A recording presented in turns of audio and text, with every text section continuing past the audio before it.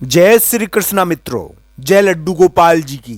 दोस्तों, मेरा नाम पंडित विनायक शर्मा है और मिथुन राशि के इस ज्योतिष चैनल में आप सबका मैं स्वागत करता हूं। दोस्तों, 7 और 8 दिसंबर मिथुन राशि के लिए किस प्रकार के रहने वाले हैं, साथ ही साथ मिथुन राशि वाले जातक दिसंबर के महीने में किस प्रकार उनके लिए आने वाले दिन रहने वाले हैं, इन सभी चीज़ों के बारे में आज हम चर्चा करेंगे।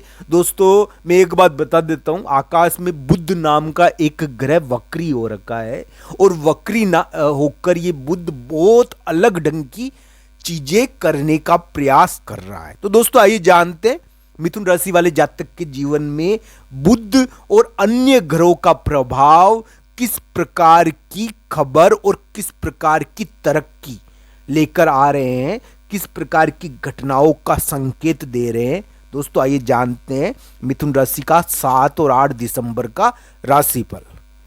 दोस्तों, 7 और 8 दिसंबर मिथुन राशि के लिए एक प्रकार से थोड़ा यात्रा के दिन हो सकते हैं। दोस्तों, इस समय मिथुन राशि को एक चीज का ध्यान रखना है, क्योंकि इस समय मिथुन राशि वाले जातक के लिए एक प्रकार से भिड़ंत और किसी व्यक्ति के द्वारा, यानी कि कहते हैं कानूनी या कोई विवादजनक कार्य करने का प्रयास अचानक हो सकता है।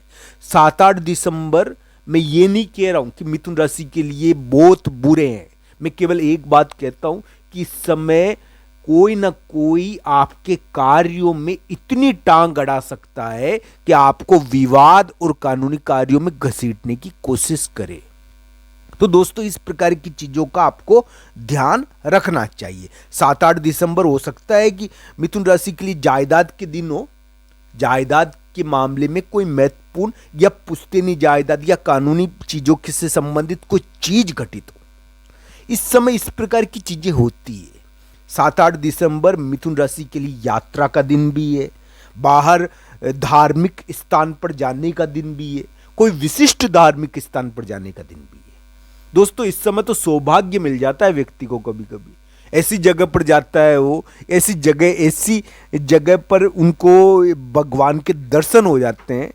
तो दोस्तों, चाहे आपका माहौल बदल सकता है, वातावरण बदल सकता है, पर दोस्तों आपके ऐसी जगह मिल सकती है, भगवान का दर्शन हो सकता है।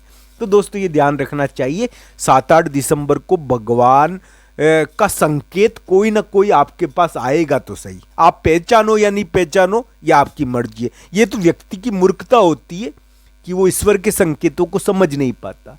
दोस्तों, भगवान की लीला है सारी, ध्यान रखना चाहिए। यह सब कुछ यानी कि उनकी लीला है, ध्यान रखना। अगर कोई व्यक्ति उलझ जाता है तो ये भी यानी कि एक प्रकार से उनकी लीला है। अगर कोई व्यक्ति सुलझ जाता है तो ये भी उनकी लीला है। दोस्तों, भगवान की एक बात मेरी ध्यान रखना, भक्ति में बहुत बल होता है, तो ध्यान रखना ये बात। तो मिथुन राशि के लिए 7-8 दिसंबर एक प्रकार से थोड़ी स्थिति में बदलाव के दिन है।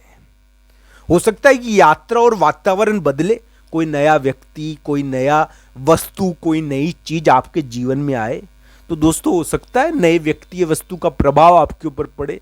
हो सकता है आपके घर पर या आपकी कोई जान पहचान के जगह पर कोई नया आदमी आ जाए, नई वस्तु आ जाए, जिसके कारण कभी कभी कोतल हो जाता है।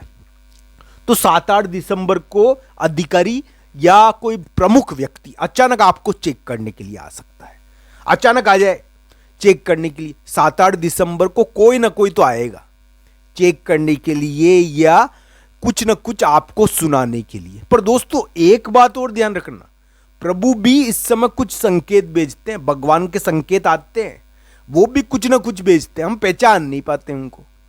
तो दोस्तों, भगवान के संकेत आपको मिलेंगे, एक बात मेरी ध्यान रखना। 7-8 दिसंबर यानी कि प्रभु की कृपा के दिन भी है और प्रभु के दंड के दिन भी है। और कभी कभी दंड भी मिल जाता है व्यक्ति को, कोई रास्ता रोक लेता है, कोई झगड़ा कर लेता है, कोई विवाद कर लेता है।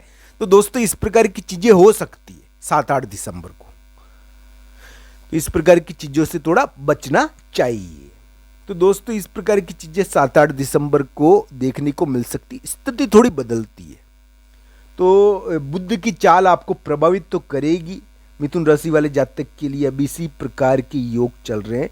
मिथुन राशि वाले जातक के लिए एक प्रकार से भिड़ंत और इसमें ध्यान रखना चाहिए कि कोई बेवजह हम पर अटैक नहीं करे, भिड़ंत नहीं करे। यानी कि देख, दुष्टों की कमी नहीं है धरती पर, दुष्ट मिल जाते हैं। यानी कि जिसके मन में ठान लिया दुष्टता करना है वो तो दुष्टता करेगा दोस्तों। तो प्रभु की कृपा हमको बचाती है दोस्तों, ये बात ध्यान रखना चाहिए। तो जरासंध था, जरासंध ने कितनी बार भगवान कृष्ण पर यानी कि हमला किया, क्यों? जरासंध के भाग्य में था वो, उनके भाग्य में भगवान कृष्ण की शत्रुता लिखी थी। तो दोस्तों ये मान लीजिए, जिसमें आपके लिए शत्रुता लिखी हुई है वो तो करेगा ही। तो दोस्तों ये बात ध्यान रखना चाहिए, जिसका जो कर्म है उसको करने देना चाहिए। तो 7-8 दिसंबर इस प्रकार के दिन हो सकते हैं मिथुन राशि के लिए जी, या एक प्रकार से।